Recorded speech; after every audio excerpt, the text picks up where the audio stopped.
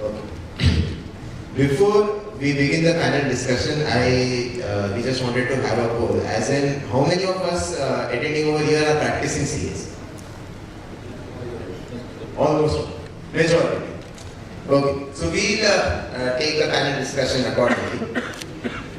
What happens is, us as practicing CAs, us as practicing CAs, we are aware of the tools that are available to us, the free tools that are available to us. Some of us must have got some pro versions as well because of the mobile SIM card providers that provide us.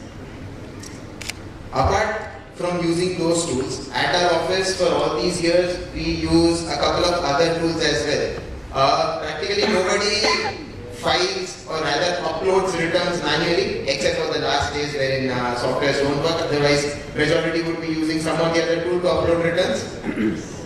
Almost everybody, yes.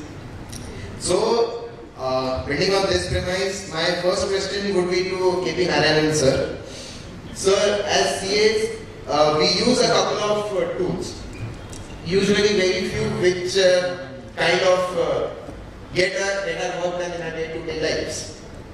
Those return finding tools and a couple of other AI tools which help us to analyze something or to get some particular answer to our questions.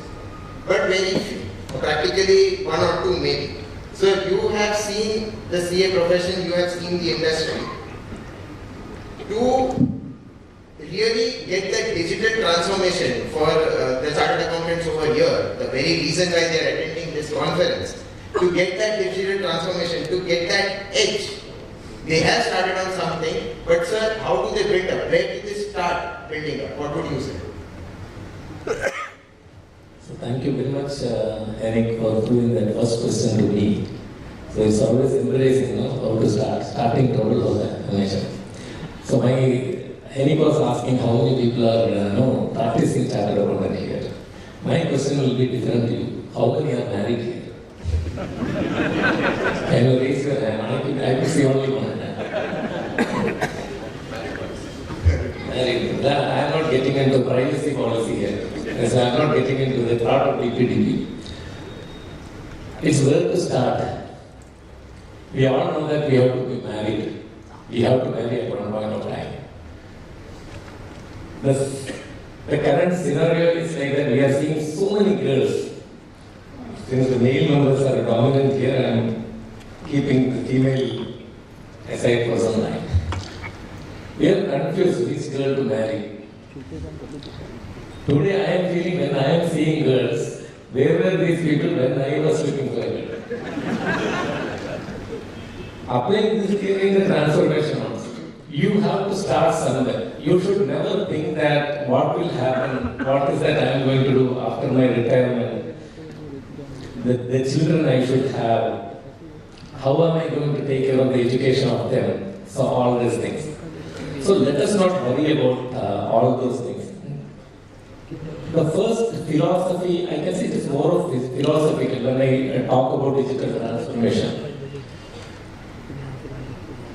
We have been hearing a lot of jargons like maybe 10-15 years back these were jargons, robotic process analysis, blockchain, cloud accounting, artificial intelligence, machine learning, so many things.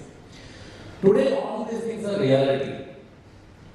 And the question I am asking to myself is, or a CA should ask yourself is, does it mean that adopting one or two tools from this says that I am digitally transformed or brought digital transformation to your practice or business? I will say, when it take it philosophically, this is a three-step process. And you bear in mind, this is what you have to do right now, immediately after this session. One is digitization. The second is digitalization. Then finally it will lead to digital transformation. Digitization, I am 100% sure that 99% of you will have physical documents at your office.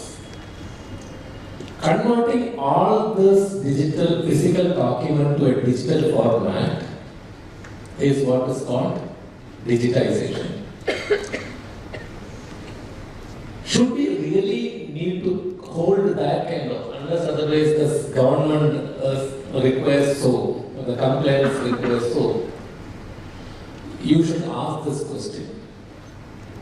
This can be directly linked to the data protection policies and privacy.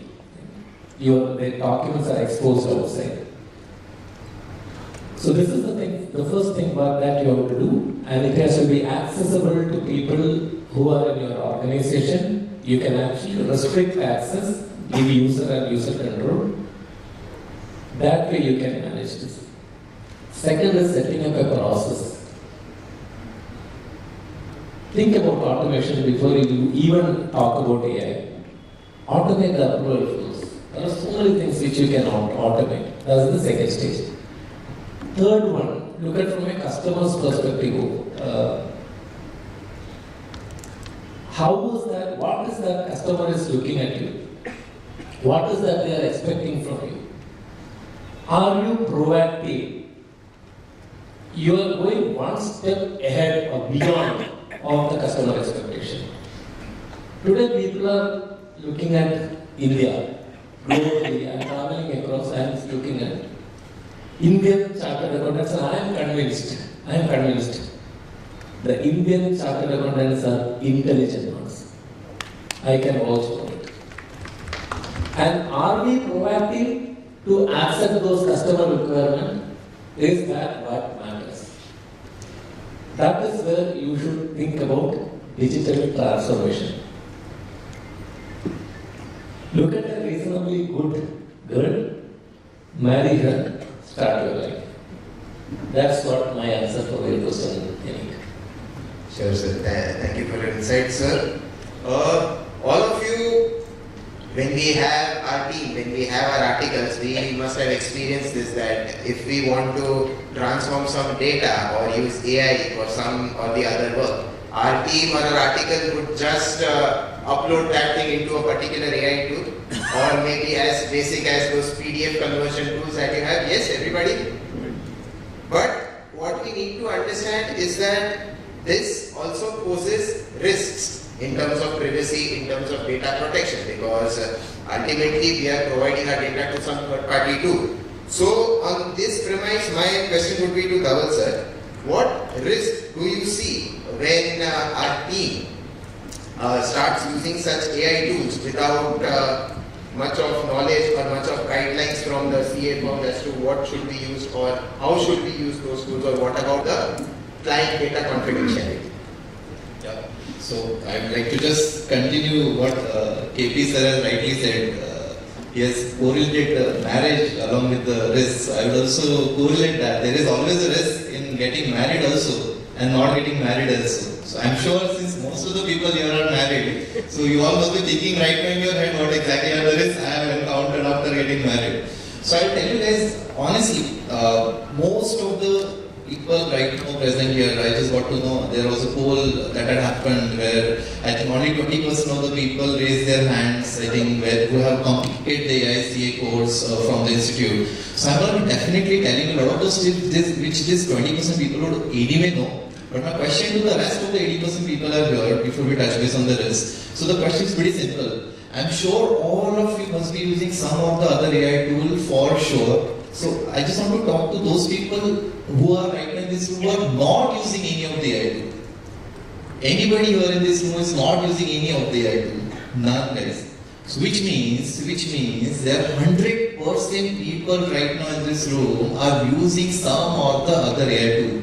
Now let's come to the real question. So when I started using this AI tool, was there any precautions I have made? What do you think, guys? A lot of these AI tools are free. You all agree?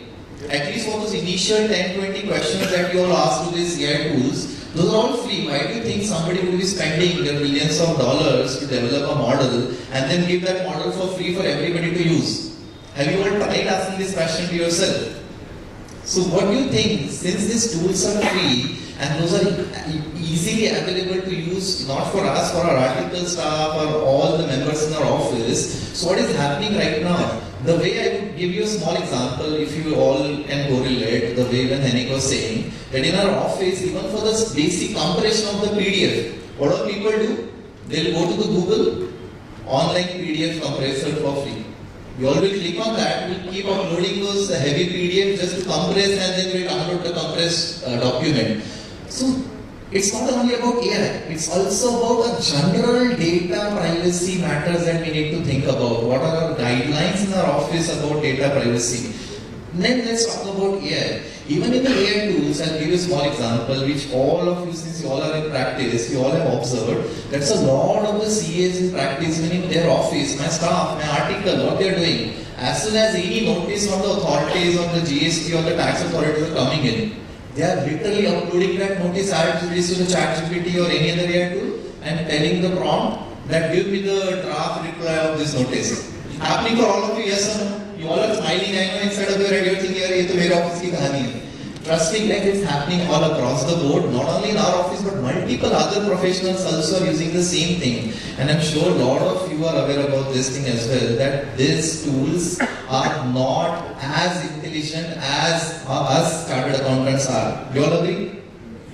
Our chartered accountants' intelligence will always prevail over the AI tools. What is happening right now? The biggest risk that I think you all are facing with the AI tools is about your data privacy. What is happening? So I'm giving my entire data on the platter to these AI tools so that they are training their model on my database, they are training their entire model on my conversational as well. So first thing is, please ensure that whenever you're using any AI tools, please understand their data settings, how they're using your data, how they're training their model on your data, and I'm sure those 20% people now correlate to the discussions. I see some of the people nodding their head that yes sir, one of the first thing that you have done is about taking care of our data settings and switching those data controls off. So make sure guys, please, even if you have not been enrolled right now to the course, ensure that you are taking care of your data controls. Try to find out what tools you are using, how they are handling your data. And obviously another risk is also about the biases that these tools are having, the hallucination that these tools are doing for the legal opinions. I'm sure how many people are here have heard about that news where in the Bangalore Tribunal, in the Delhi High Court, there were a lot of the orders and the tribunal orders which were passed had been generated entirely through the GPT models. You all are aware about this? No? So just so those people who are not aware about this, I'll quickly take 1 minute and explain you. So what has happened in one of the cases in the Tribunal of Bangalore, in the Bucket Trust case, what has happened that the tribunal has passed an order and they have placed their opinion based upon the couple of Supreme Court judgment, couple of state High Court judgment. Okay, that's how usually the orders are prepared. But can you believe the orders, the judgments that they have relied upon were entirely generated from AI? Those judgments were non-existent. Even the authority who have passed those judgments, you are wondering who have passed that order. So just imagine what that clerk would have done at the tribunal. They would have given a prompt that I want to generate the order against this assessee. Provide me the case law that will support my case. They might have not mentioned that only provide the case law which are in existence. So these models will always try to please you, and in that process they will also generate some case law which is completely fictitious and will also provide you those answers, and you all will wonder, okay, this is pretty nice case law, let's just use it as it is.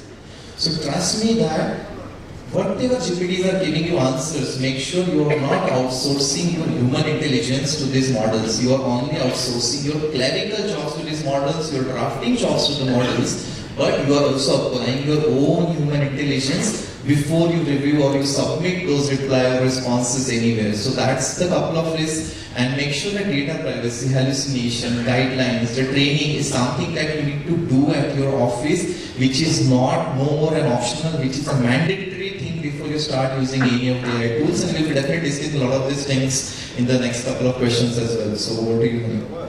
Yes. You were saying AI. Our mails are also exposed to it. Yeah.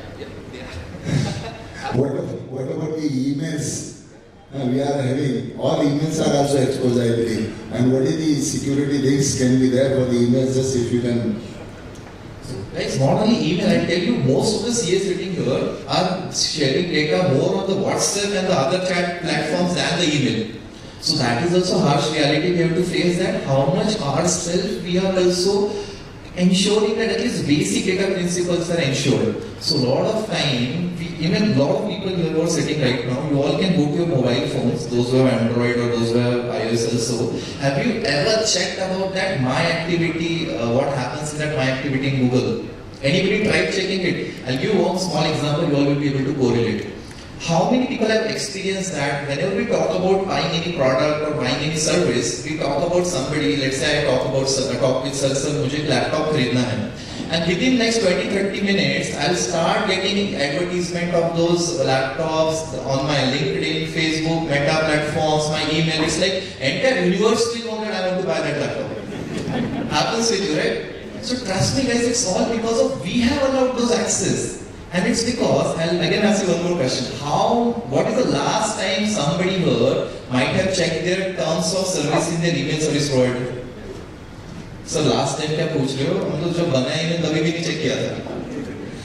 So lot of time it's also about us, how we are even ourselves careful about our own data. If we are not, then these permissions are we have only given it. Those who want to check it will go to this myactivity.google.com or myactivity.whatever the email service product that you have. You all will find that what all accesses that you have given to your account, you all will find those voice accesses, those conversation accesses, those email accesses, those search accesses that you do in your Google Assistant. Even if you're in car, you're talking to your Google Assistant on the mic that I have to go to this location. All of these conversations are getting recorded and are being used to not only train this model but also to use that as a data points to do the cross-selling of the products to you all. So make sure guys you yourself are aware about the data, you yourself are taking care of the enough protocols wherein you are switching off those permissions which are not necessarily required to be given to use those services. Okay?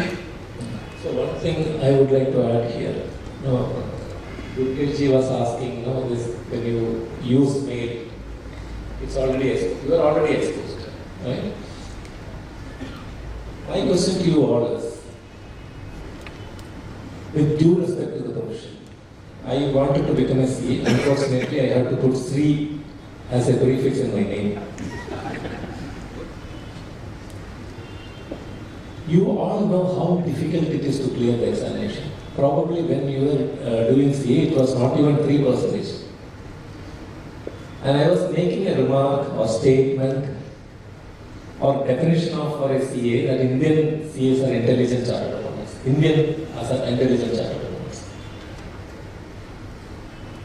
So, do you think that, when you have such a profession and with great difficulty you clear the examination and the toughest one probably I have ever heard of, we should show that professionalism in using the tool and then the way we represent ourselves, the way we talk about ourselves. Don't you think that? Is it wise? I am not going to remark any particular tool. The communication tool that you are using currently, is it the right platform to send the sensitive data and sensitive information? अपना खुद का email domain होना चाहिए. It should not be just a public domain that is available. अपना खुद का होना चाहिए, even if you are a single person.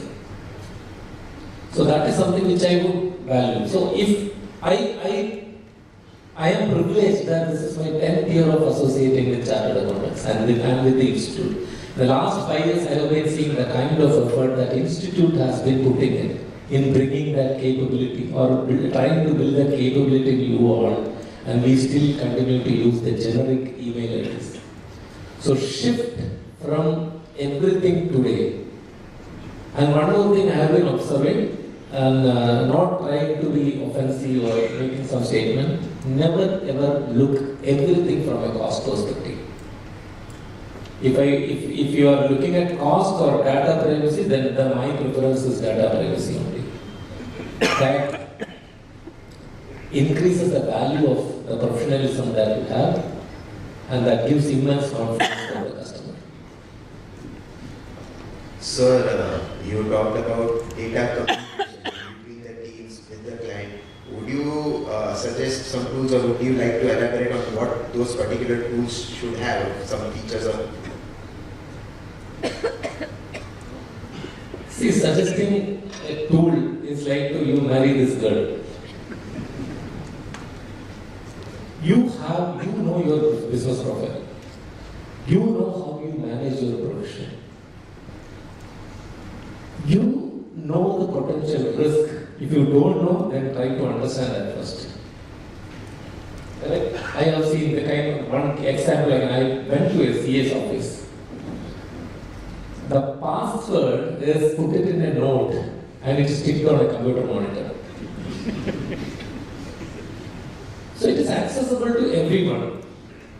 So tool, if you ask me to start with, then what is that? I suggest you can probably start with Workplace Cloud, where in one single dashboard, which works on cloud, it will have a bundle of mail, a bundle of the product like mails, and Click or Slack. In Zoho, it is Click, something similar to WhatsApp, but it will be within your organization. You can conduct meetings. There is a work drive where you can, I was talking about digitization, digitize everything and store there, and restrict access. And whom to give access, whom not to give. I'm talking about user and user control, everything you can say. Probably this is the one I suggest. But I'm not trying to say that no, you buy Zoho's Workplace Cloud. There are about 33,000 SaaS companies across globe. Spend your time. Do not delegate this to your staff. You will not get the right feedback. You have to spend half an hour, 1 hour time, explore yourself, pick up the right applications that can match your business requirement or professional requirement, then you implement. This has to start right now. Coming back to again mail, I am saying like people are just restraining from mailboxes. 90% of the mailbox is junk. That is why I am insisting you to go to your own domain, have your own ID. So that will be my answer I'm not specific to any brand or something like that. And also try to understand on one thing. Again, it is relating to data privacy and security. Do not engage multiple vendors. Mail के लिए इसको लिया, communication के लिए इसको लिया, meeting के लिए और कुछ, which means all this data you are distributing to all these companies. If you are able to consolidate it with one company, then the data remains at one place. The only thing that you have to check there is the privacy and security policy of that particular company. Then you are safe. Thank you, sir. As we talk of access of data, restrictions on access of data, the way we talk is more like from a CS perspective as if we are guardians of data, which is true to the core because the clients trust us with their confidential financial data which we have to guard. So my question will be to Dhaval sir in relation to chartered accountants being guardians of data. According to you, sir, what role do you see of chartered accountants as being the guardians of data? I think absolutely, without a doubt, CA as a profession is at such a point in an economy, in an industry, is where we as a chartered accountants have huge access to the data, and because of we have always performed our financial integrity role anyway during the process of our audits, internal audits, multiple assignments that we do for our clients. I think the next area of opportunity as well, I would call it as, would be coming to the level where we will be also acting as a guardians of data, advising the client also about their data control policies. And I'm sure all of you might have heard, it's like a talk of town that our BPDP rules have also been notified. There have been lot of the things happening. There have been 18 months of the complete window has also been given to start complying with those. So I would say that as a chartered accountant, we being so close to that process, wherein we are managing a lot of the data for our clients, we are accessing a lot of data of our clients. So that would be a new role for the chartered accountants to also advise them, first not only to know where their data sits, how they are gathering the data, how they are accessing the data, how they are storing and managing the data, and then how they should secure the data as well. And that will definitely be, guys, one of the opportunity wherein today onwards, I would say that the next 18 months is going to be a huge opportunity for all of us, where we'll be advising our clients about ensuring that they are complying with these new rules as well. And maybe in times to come, a chartered accountant is also well blessed to also comment on those control procedures as well, whether those controls are effective enough or not to ensure the data is being secured as well. So I'm sure all of you will correlate to this point, because during any of the assurance process that we run through, we all have so much access to our data, to our clients' data. I'll give a small example. Let's say I'm talking about auditing a bank.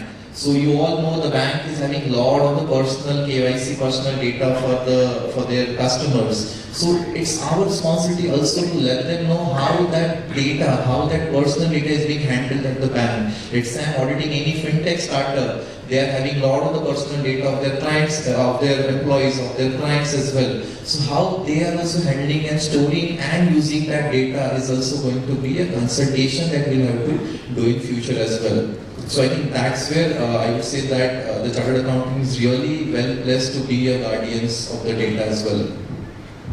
My next question would be to Dhaval sir. Again, sir, you talked about DPDP. And DPDP being a professional opportunity for chartered accountants over here. Sir, I would request you to elaborate more on this DPDP and how the CFOs be ready for this opportunity. Sure. So I'm sure some of you might have already gone through the DPDP Act or DPDP rules, but if not, I'll just give you a very small example. You all will be able to correlate.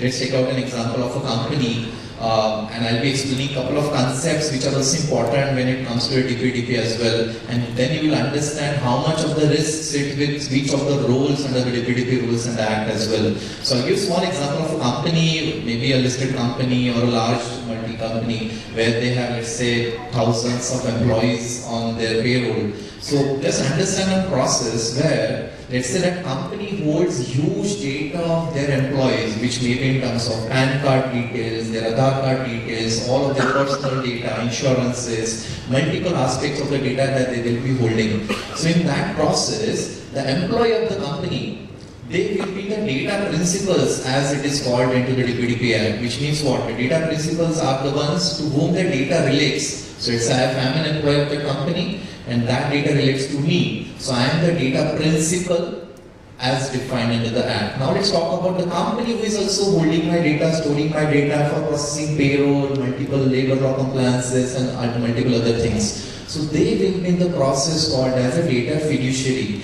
And in the DPDP Act, most of the risk that sits with the data fiduciaries. Now let's understand, it's a lot of time the companies or our clients, they use a lot of these payroll softwares, or they use a lot of these compliance softwares through which these compliances and the payrolls are being processed. So then comes the definition called as the data processors. So these payroll companies or these cloud providers or these compliance software providers, all of these SaaS platform becomes my data processors as well. So all of these three people are at the core of the ecosystem of my DPDP Act and my Data Privacy Act. So what we need to understand that when I am taking care of this company's audit or I am advising this client, so how do I also ensure that they have taken enough safeguards while selecting that vendor, how that vendor's data policies are, what are their terms of use, where the data is being stored, how much of the data they have access to,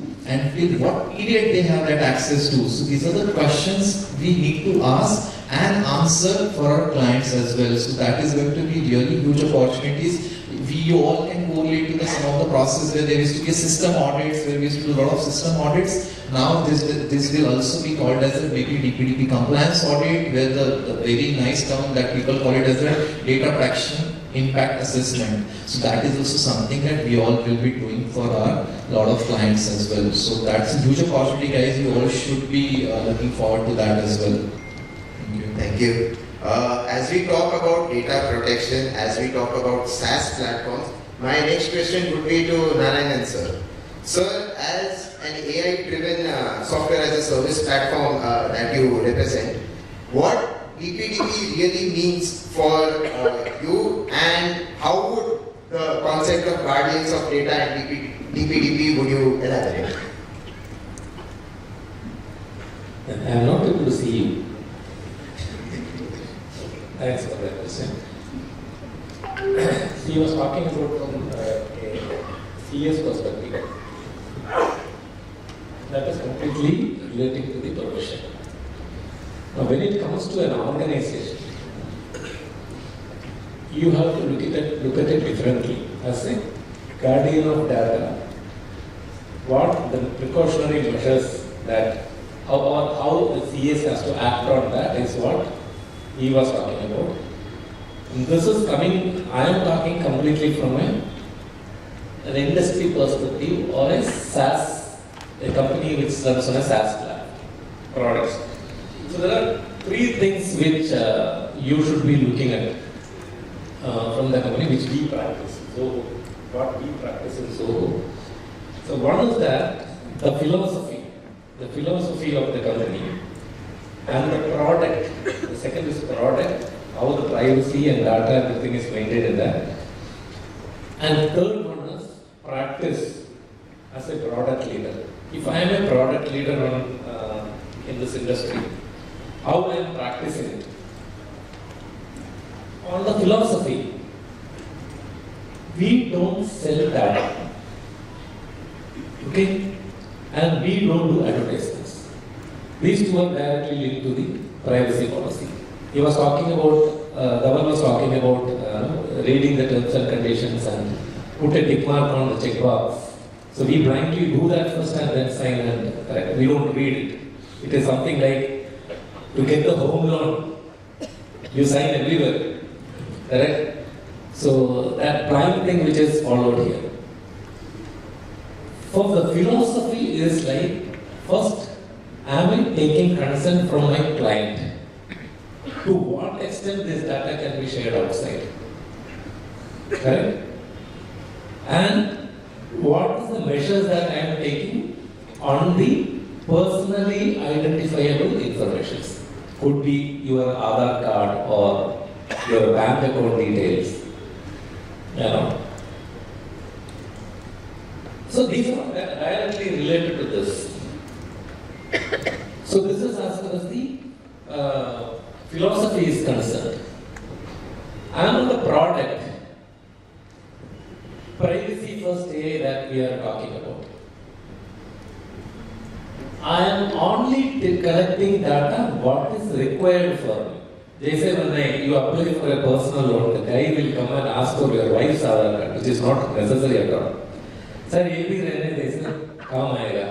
किसके लिए हमको मालूम नहीं. We give that also because we are only focusing on getting the loan.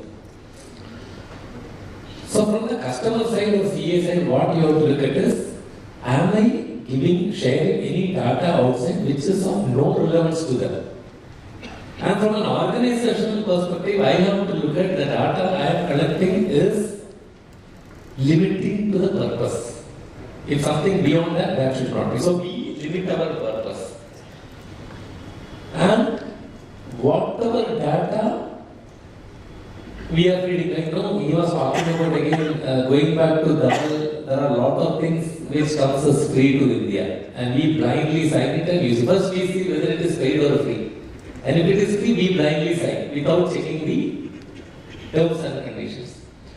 So when we are feeding this data, that is where a product company has to first be very careful about.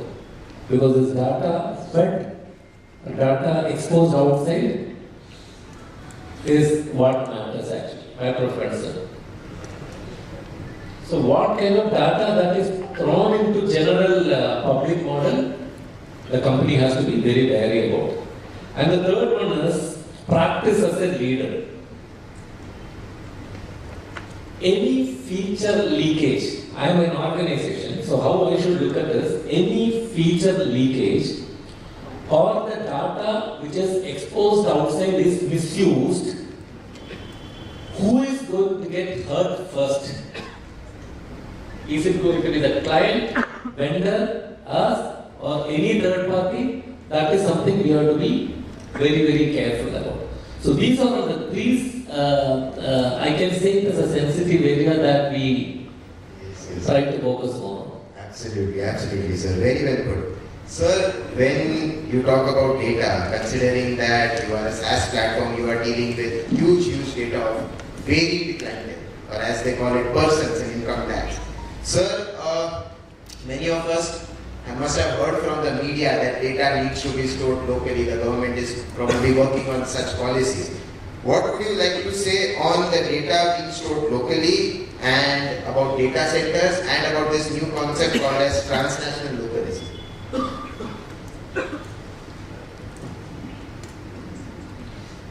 Countries outside India, when we are going to launch a product, you are going to deal with the customers outside your home country, right? The government, what they are asking, do you require our country's data, number one. So then the purpose of limitation concept, everything plays there. Second is, why do you want to host my client's data, my country's data in your country? That is, it is becoming more critical for them. We as an organization is not hiring any data centers. It is not given to a third party. That is the first security measures we have taken. We have our own data centers. In India, if you look at, we have data center in Mumbai, data center in Chennai and Delhi, and we are also looking at various also because the data will keep on increasing. We also have to scale. And outside countries also, if you look at, we have about 17 data centers across the globe. We have one in Riyadh, we have one in UAE. We are also planning to set up something in Singapore. So there are a lot of companies, a lot of data centers which is coming up. So this I can relate to something called transactional localism. And when we export data from India outside our country also, then we go by what government has to say on that. If government is blacklisting some countries or something of that decision comes, we have actually, our architecture is in such a way that we can immediately act on it. We don't have to start working on it. We will be proactively made everything ready so that the data is not going onto the wrong hands. This is something which every CS has to check when you suggest some applications to your or the technology company to your client and for yourself as well. Yes. Thank you, sir. Speaking of what the CA firms have to ensure, my next question would be to Dhaval sir. What should a CA firm ensure and how should they ensure that their data is not exposed outside? Sure. So I'll give you very quick insights. See, a lot of time whenever we're talking about these technical terms, data, privacy, protection, security, for us as a chartered accountant, it all seems it's everything is same. Why we're talking different terms in different ways. But I'll tell you honestly, at the crux of it, in a layman's term, if I would say, as a non-technical person, it's very important, at least on today's date, when we are surrounded by so many of AI tools. Right now, you guys are all sitting here, you don't know what is happening at your office. How many things are getting uploaded to what tool? So I think the next thing that you all should do before going to the lunch break is tell your team to ensure that there are enough data privacies are being maintained before using those things. Because you all will say that, ठीक है sir, हमने सुन तो लिया सब ये, but अब करें तो कैसे करें? And कहाँ से start करें? So I'll tell you guys a very simple metrics which I have been telling in all the sessions wherever I'm going. That first of all, before we manage our data, we need to know where my data is. I need to first know how the data is being gathered at my office. Who all have access to that data? So there are basically 4 principles: gather, access, manage and secure. So how I'm gathering the data, who all are having access to that data, how I'm going to manage that data from an unauthorized access, and how do I secure my data that in any event I have the backup, I have the recovery and multiple other processes in place as well. So make sure that maybe start with one of the smallest of your client and get one person in your firm to be kind of an AI ambassador in your firm who will be taking care of these efforts, because I tell you, you alone cannot be doing all the things. So maybe get that one person in your office who is maybe a good in technology, very maybe young and energetic, so he all can lead that AI initiatives at your firm, and also make sure that person stays with you as well. And that's another challenge because so ensure that that one person is being given that responsibility of mapping out these 4 processes, that gather, access, manage, secure, and then ensure that at each data point, all the processes are properly mapped, the data is being correctly processed, correctly stored, there are enough security measures that we have taken, because trust me, lot of time, once you have your data inventory, once you all have taken your data inventory, half of the things will be taken care there itself. And I'll give you one small input for those of the 20% people who might have done kind of a use cases where we used to also completely map out our drive database as well to ensure that whatever the data even right now is lying in my drives, at least I get to know where what data is being stored as well. So make sure that data inventory is the first step that you all should be doing. Followed by, once you got the data inventory, half of the problem is solved there itself. After that, you always need to manage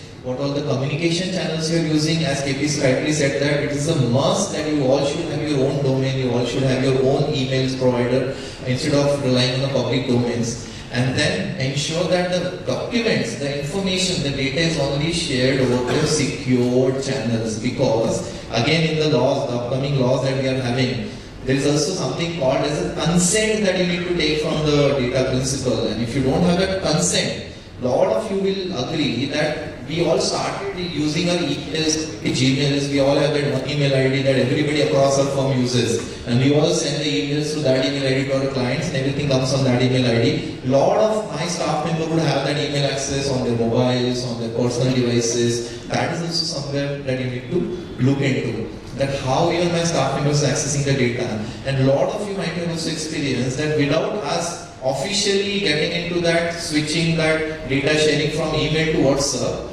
unofficially it has all started in our firm. A lot of people now prefer sharing data or WhatsApp to the client or receiving data from the WhatsApp, on the WhatsApp from the client. So make sure that you are ensuring that the correct data communication is being set up and only followed. It shouldn't happen randomly, anybody sending any data to any of the staff member on their personal numbers as well.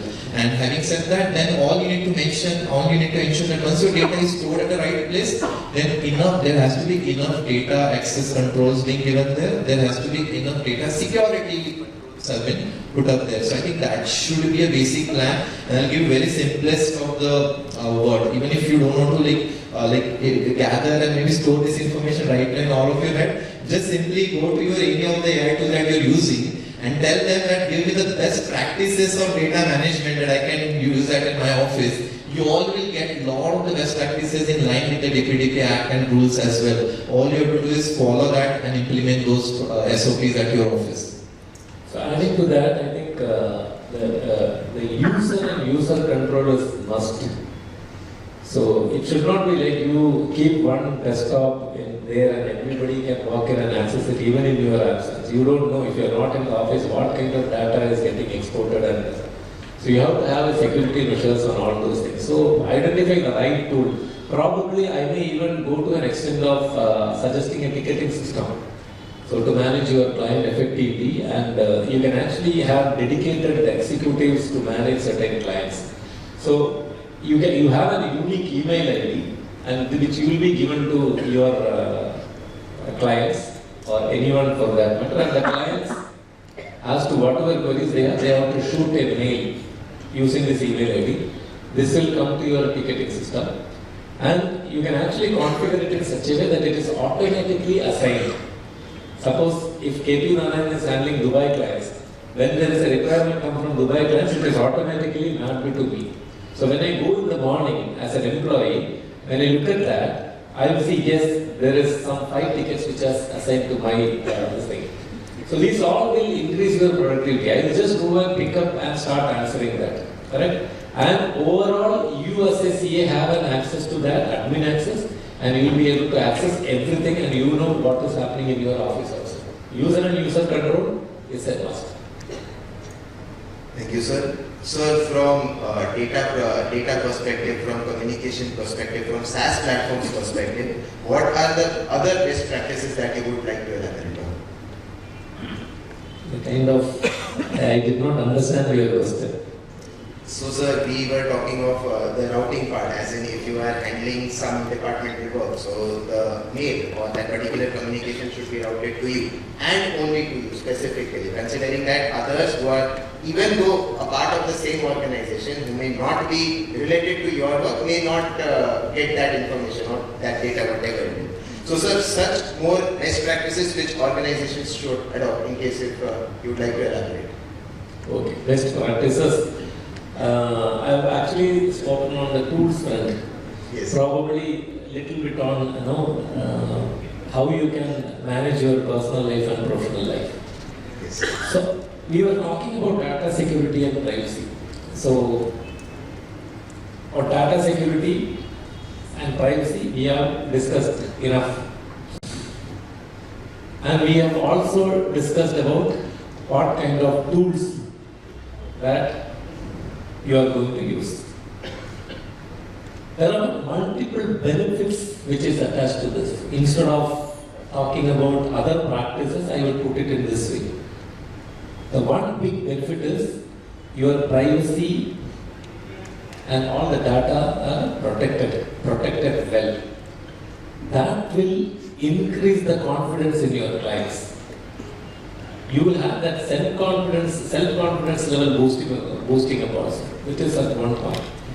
Second is, when you are bringing a digital transformation to your practice, bringing in all these tools inside, the kind of work that you are going to spend, probably say 8 hours a day, that will be reduced to say 1 hour.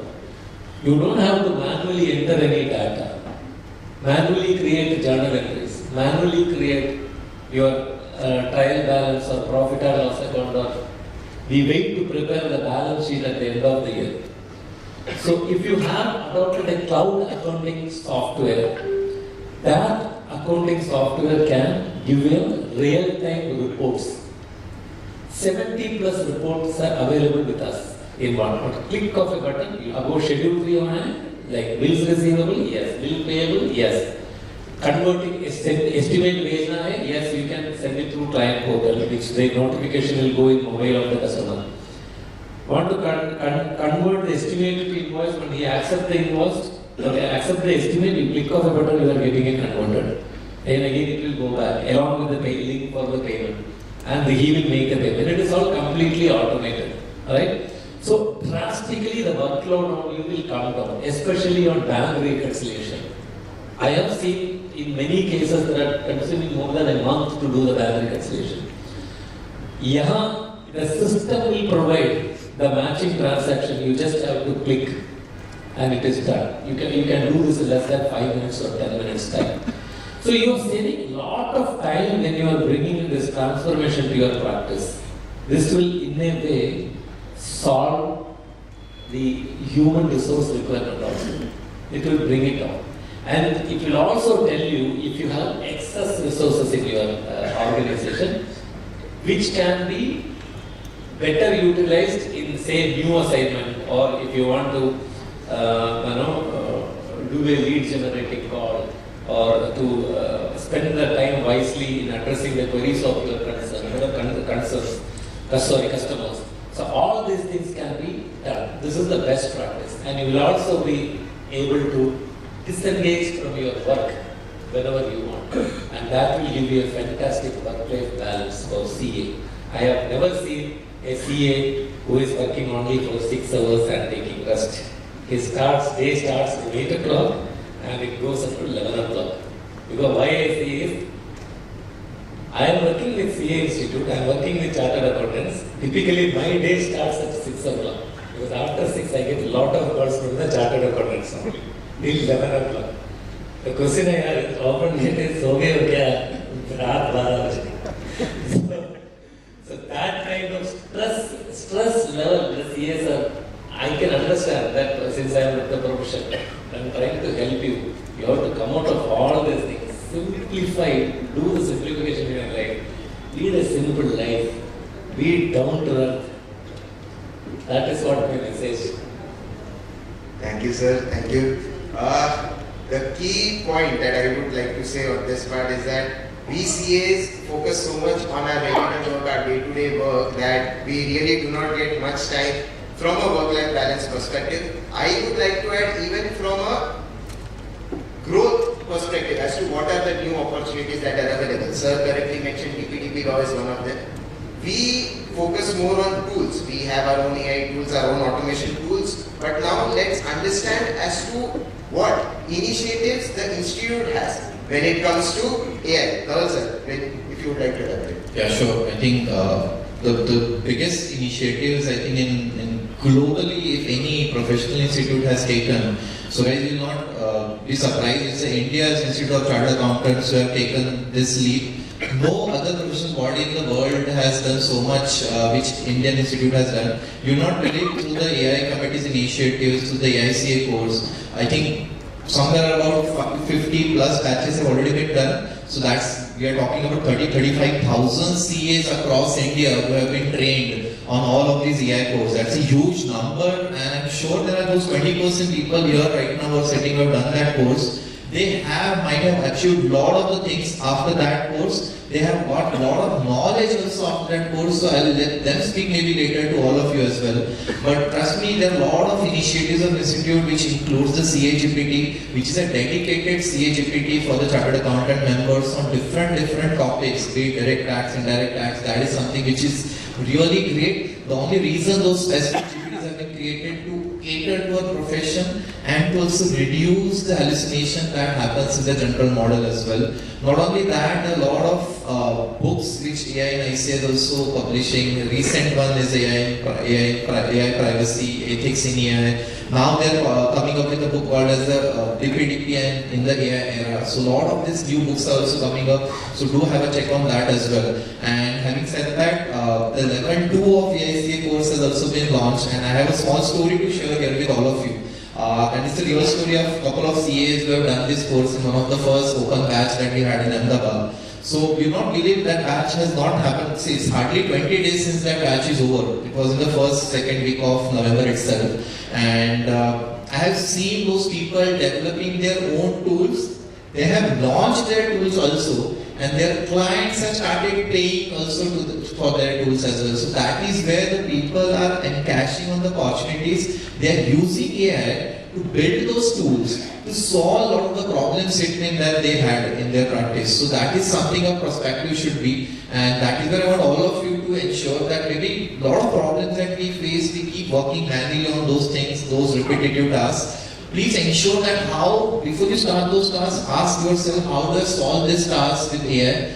And how do I automate this task with AI and a lot of RPA tools, and how can I create one tool as well? So I think with that, I would like to conclude. So make sure you do these efforts, and I'm sure all of you will see the change in your practice as well, and a lot of the practice will be automated as well. Thank you, Dhaval sir. Just to add to his point, Institute also has AI-related batches for CA students as well. It is called as Aura. We have monthly batches at Vikasa as well. More, I think, will be elaborated later. Sir, you gave your concluding remarks. Thanks for that. Narayan sir, if you would like to give your concluding remarks. I have already concluded. So any questions that if you want to ask, see, I will tell you something on my personal experience. I am not a technical guy. I am a sales and distribution guy. So when I joined this company 10 years back, I am not talking about the AI era or automation era. 10 years back, when I joined this company, probably I was the only person, because I am from sales and distribution background. We will carry a lot of books, diaries, calendars and all that. Right? When I joined here, I could not see a single person who is carrying anything other than his laptop. Everything is inside. So then I was also feeling that, if I continue like this, then the survival will become difficult for me. You have to simplify everything. So 10 years back, I was carrying a laptop to my office or for my work. Today I am carrying my office in my laptop. It's completely changed. You have to ask this question to yourself. 5 years down the line, what is going to happen to me? In fact, you know that competition for me, our average age in our organization is 24 and they are my competitors. I am 54 now. So if I don't compete with them, if I am not ready to compete with them, with the knowledge that I can acquire, I will be out of this job. And I cannot, as I say, will not invite me as a speaker also. So, this is applicable for every profession. And you know your profession. Right? It's a greatly respected profession. And if someone is asking ACA, what tools you are using, how you manage your client digitally, what AI tools you are using, what technology you are using, are we just operating in Thane only, or you have clients even in Jamaica? If these kind of questions are thrown in front of you, if you are going to say no to everything, then we are out of the profession. So the message is, you keep attending these kind of seminars, don't leave the hall halfway, listen to the speakers, they are coming with lot of knowledge, and ICI is taking tremendous effort to bring everyone together. Conducting an event is not an easy job. So we just go as an attender or attending. But look at the effort that has gone behind this. Same is the case with creating some courses. The effort that has gone behind. I always used to talk about the digital competency maturity model that has brought in by ICI to check the level of adaptability of technology for the chartered accountants. And to the surprisingly, in many are not even open to that. That should not be the case. For a profession, again I will say it is a highly respected profession. I am telling you, there are a lot of opportunities. Look at globally, scale up your knowledge, scale up your practice, learn everything. That's what my message. As a person who has crossed 50, this is what I can tell you out of my experience. So thank you very much for the opportunity.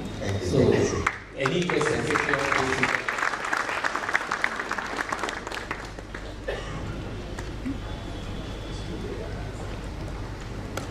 Sir, don't give me tough questions.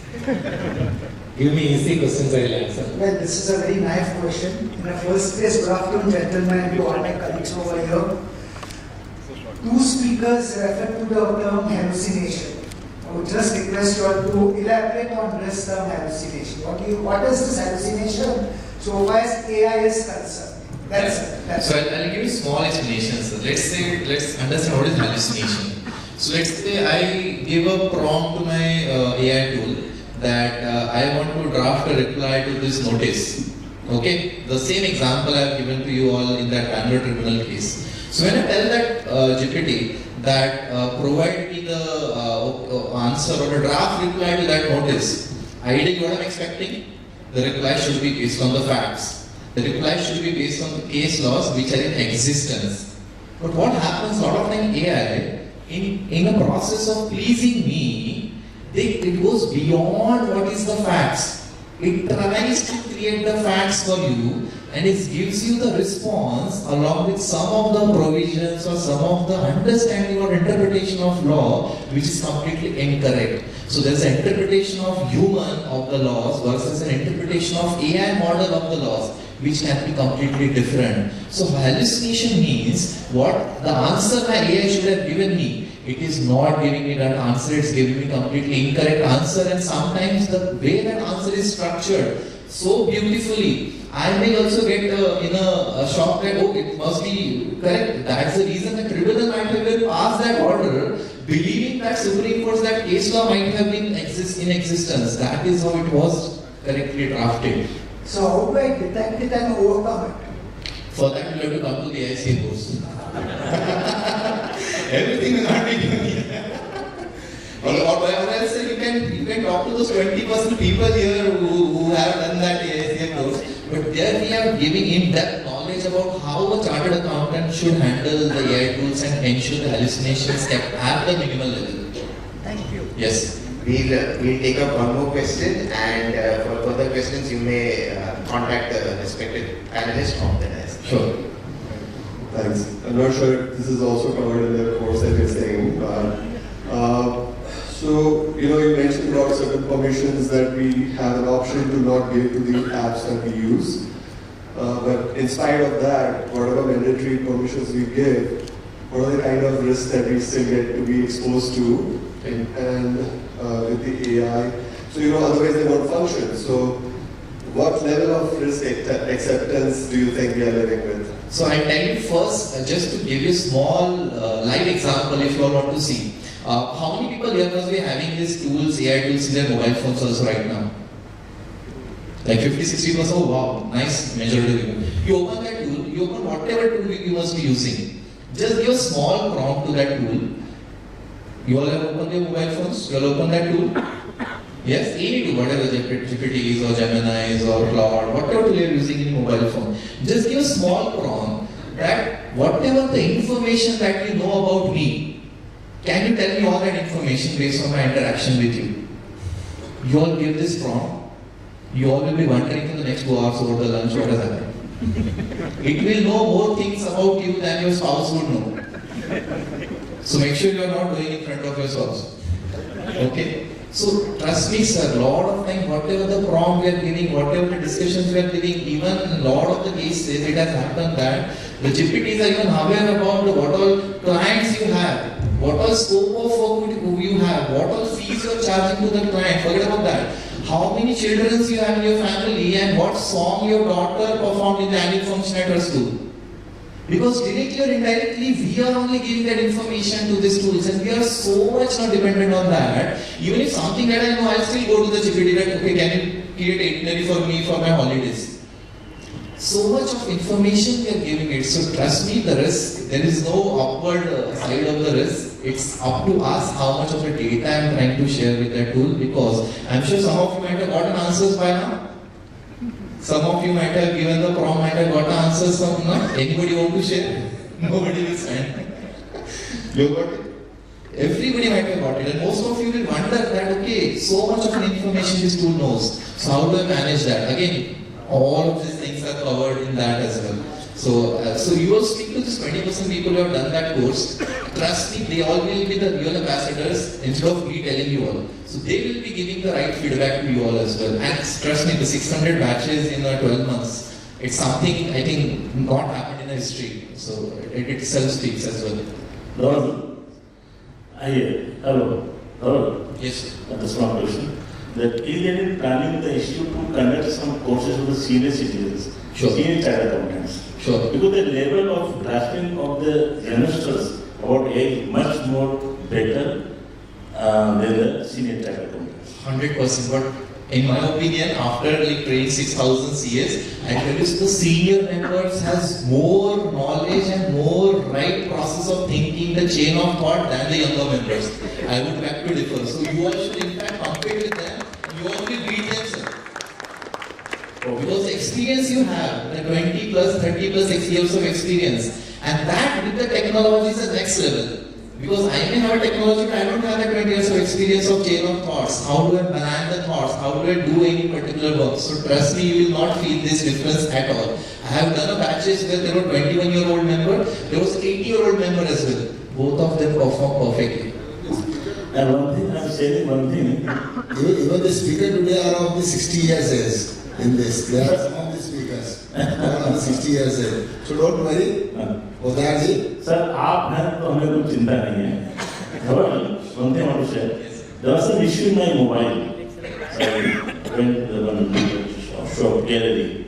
He probably sir अपना अंगूठा यहाँ रखिए. So I put my thumb. मेरी पूरी जन्मपत्री आ गई उसको screen पर. I saw कि AI इस तरह से काम कर रहा है. मैंने एक बार ऑप्शन था मुझे बताओ रोटी से काबा प्रेसिडेंट कब बनेंगे?